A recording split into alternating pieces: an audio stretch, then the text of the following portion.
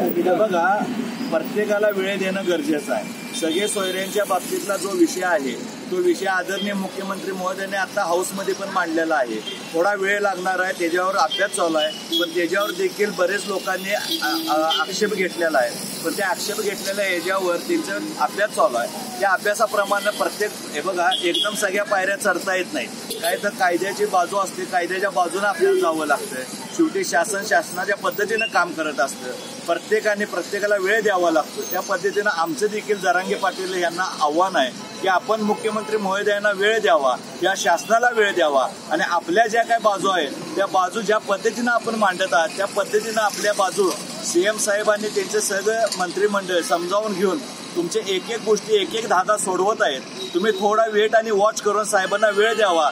आदरणीय एकनाथ शिंदे साहेब मराठा समाजाच्या बाजूने ठामपणे उभा आहे. आतापर्यंत कुठलाही नेता अशा पद्धतीने उभारला नाही.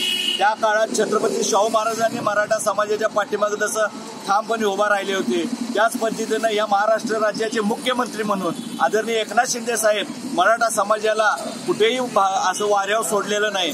पण इतर समाजाला पण कुठल्या पद्धतीचं त्यांना कुठलेही दुःख पोहोचेल अशा पद्धतीचा सुद्धा निर्णय एकनाथ शिंदे साहेबांनी घेतलेला नाही. सर्व समाविष्ट करून सगळ्यांना न्याय देण्याचं काम आदरणीय एकनाथ शिंदे साहेबांनी घेतलेलं आहे.